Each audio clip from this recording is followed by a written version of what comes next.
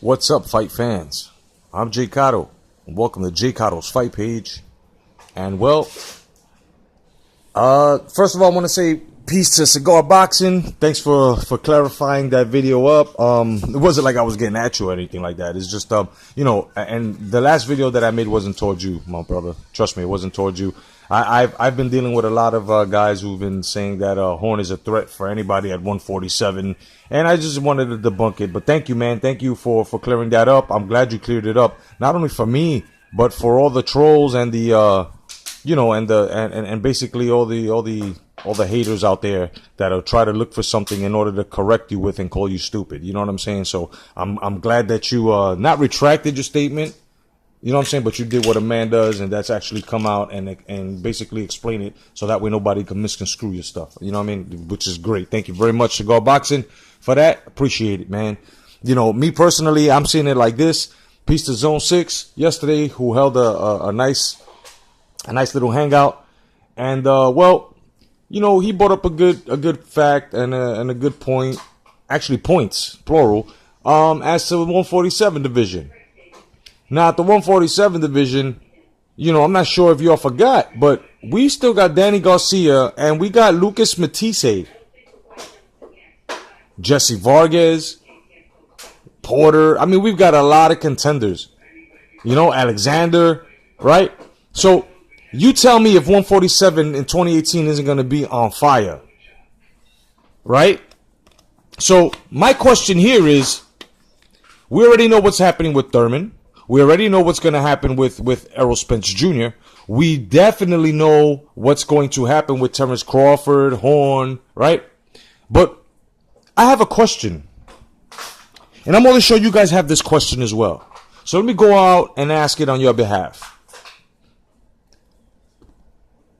Now, regardless, it was said early, I would have to say 2 months ago, that he wasn't coming back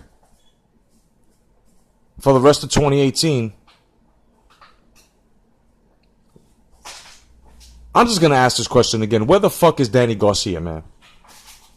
What happened to all of the Cherry Garcia fans that were out here calling him TBE, and now the man gets no support? He gets no bitching from the fans. He gets no push from his fans. No one is actually telling him, Danny, where are you?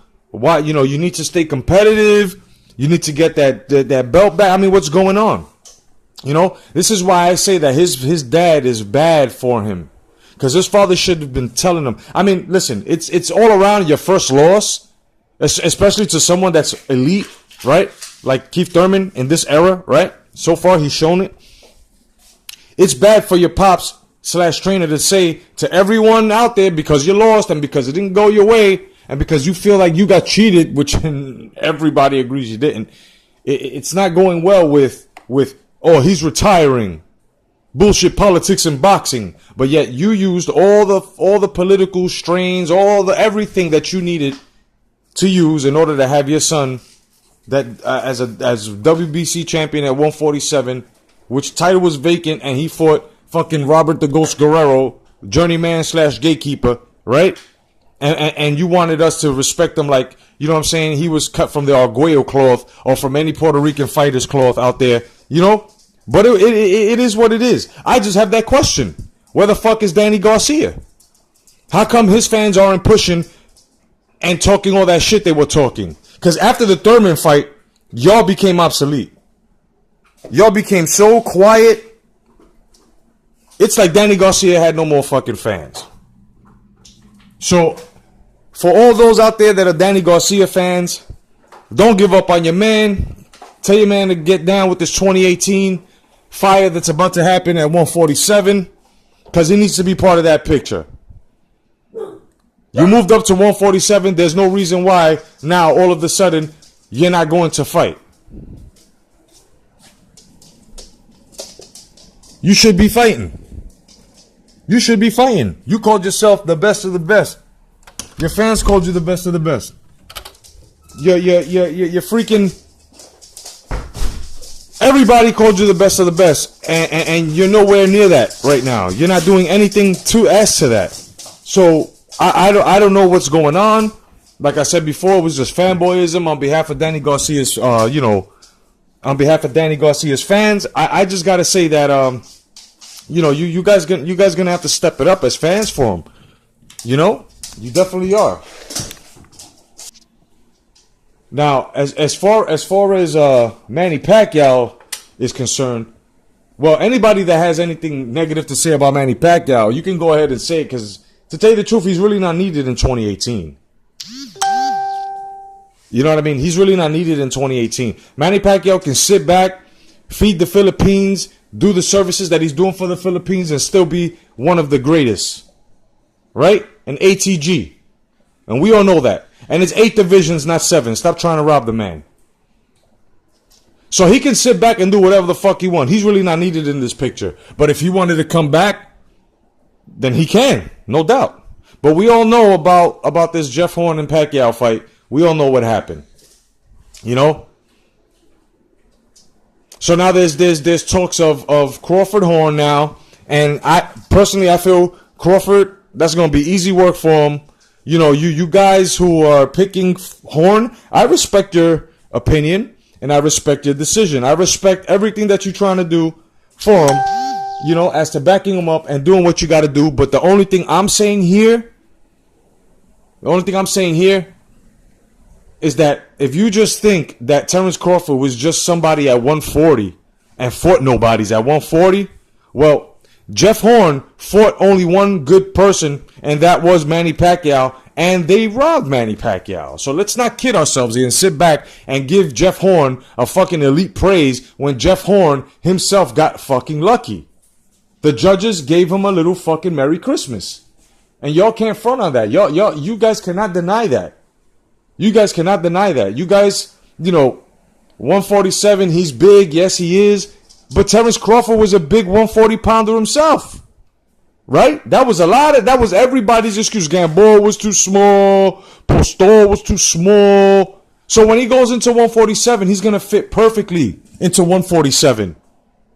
Bringing a lot of power, a lot of skill, footwork, and being ambidextrous. And that's one thing that Jeff Horn is not going to be able to handle. Listen, yes, Jeff Horn fought a vet, but Jeff Horn does not have the credentials of a vet. Let's not kid ourselves here, guys. Let's not kid ourselves here.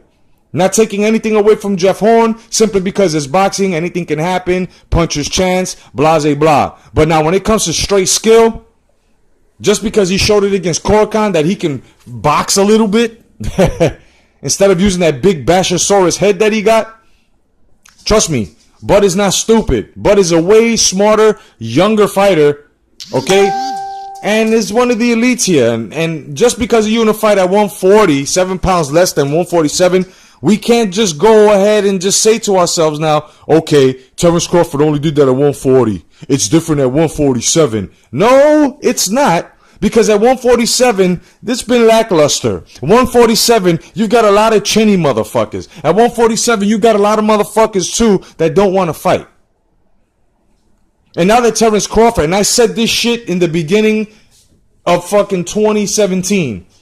I said it. If Crawford, after his unification, I said as soon as the WB and the IBF try to fuck with him, I said as soon as this kid goes straight, if this kid goes to 147, everybody's in trouble. Even Errol Spence Jr. Even Errol Spence Jr. is in trouble. You know what I mean? So you guys got to understand that the likes of a Terence Crawford at 147 is most likely where he really, really, really belongs. You know? It's not like if, this guy's going to go to 147 and then all of a sudden start getting knocked out and never win a fight at 147. If you guys are saying that there's competition at 147 and there was none at 140, but Terence Crawford was just too good for 140, so then what the fuck you think is going to happen at 147? You guys can't be double standard here. Terence Crawford is fucking something special, and you guys are just going to have to understand that Terence Crawford is going to unify at 147, and it's going to happen most likely in the beginning of 2019. You know what I'm saying? With the last piece of the puzzle.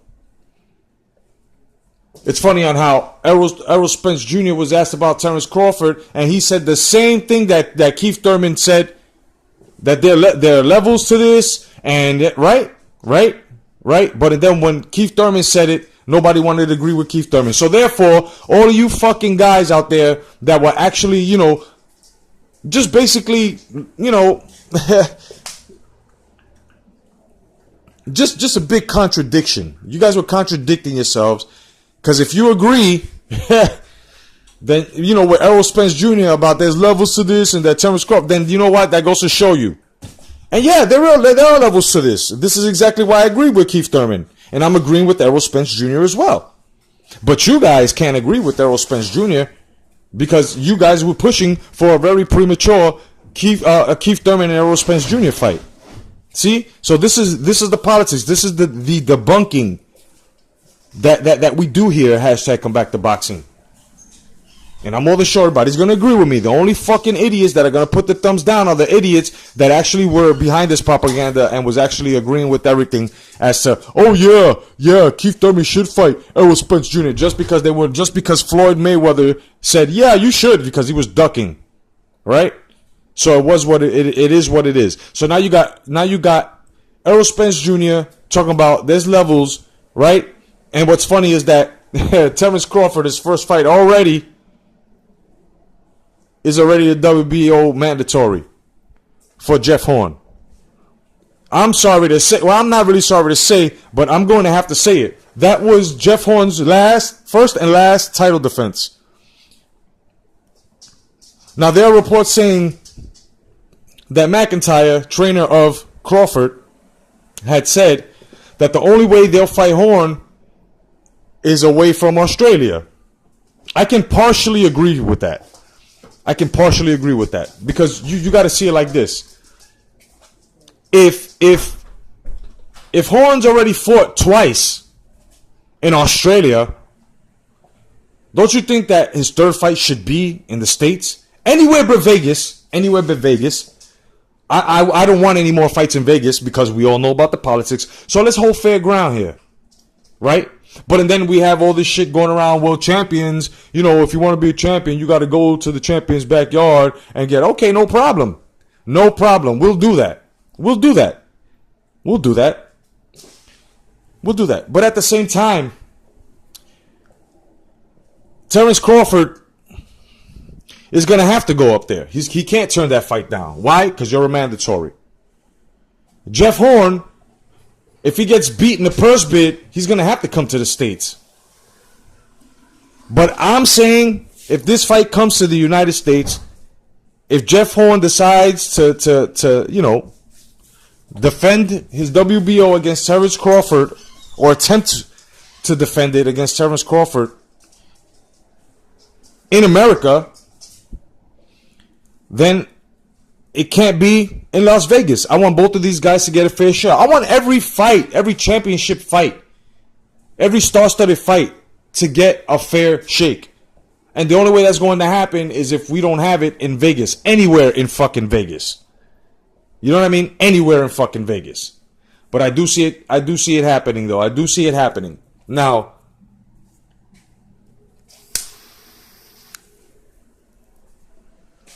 a fighter fighting at 140, like Terrence Crawford, it's not like at 140 it's a different fight style. It's boxing. It's the same thing. He's going to have the same fight style. The only thing is that people at 147, just like people at 140 and 135, have not seen an ambidextrous fighter. Jeff Horn, let's have it now. Let's be honest with ourselves. Jeff Horn was getting tagged up by fucking Pacquiao. Most of Jeff Horn's fucking shots were blocked or missed. Now you have a younger, more precise fucking puncher within Terrence Crawford.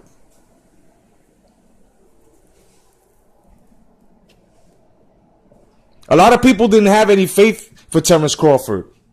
A lot of people. There are certain groups out there that were cheering and doing all extra special shit for Rondango when he was going up against Terrence Crawford, showing him that he wasn't black enough. when moral support should have been with both fighters, right? And just because he's with Arum, the agendas started coming in. So now all of a sudden, Rigondeaux's out, Gary Russell's out, and other fighters are out. And now it's Crawford. I'm sorry to tell you guys that want Crawford to leave Bob Arum, but it's not going to happen. Bob Arum is treating Crawford like the king that he is.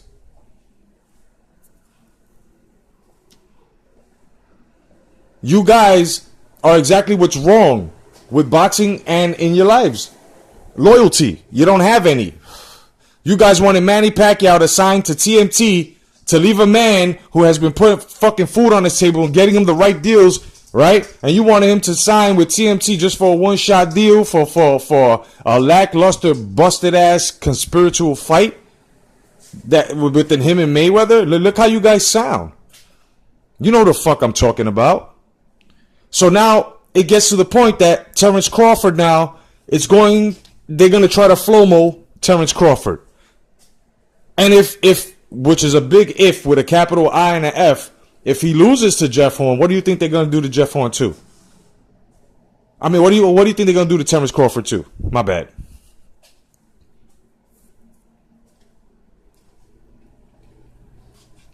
Exactly. See, so the real fight fans that have been following Crawford, the real fight fans that have been following Pacquiao, the real fight fans that have been following Russell, Gary Russell, peace to Gary Russell Sr. as well, peace to you guys over there. I hope your camp is doing well. You know, these are guys who put their lives on the line to give us the entertainment and to put food on their tables. In no shape or form are we to expect them to betray people who are putting money in their hands, because Bob Arum has not shown any type of betrayal whatsoever. You guys with your conspiracy theories with Arum paid off the judges so he can fuck his own man from losing a title, that shit makes no fucking sense. It just had to be the judges themselves. There's a big difference there. There's a big difference there. So now it's rumored, and this rumor sounds a bit more plausible, that the winner of Horn and Crawford fights Pacquiao. That sounds about right. With this Pacquiao-Lomachenko at 135, nah, I don't see it. Makes no fucking sense. Makes no sense whatsoever. Pacquiao doesn't have to test himself. But I definitely can see at 147 a Crawford Pacquiao. I can definitely see a Horn Pacquiao too. So let's just say when this fight comes into fruition, right? And Crawford beats Horn.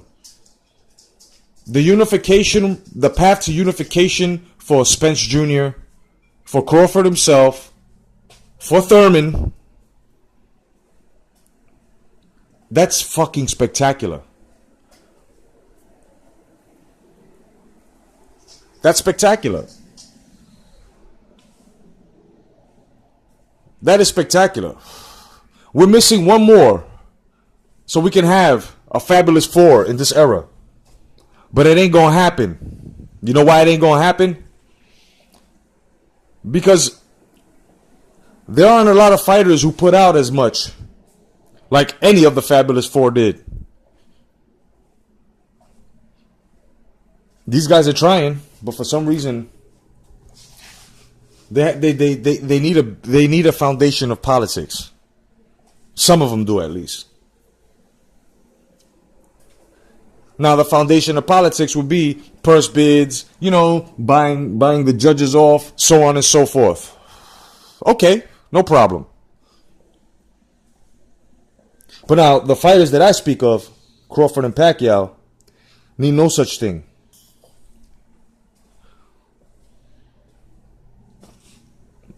Now we're going to wait and see exactly what happens come Crawford Horn. My money's on Crawford.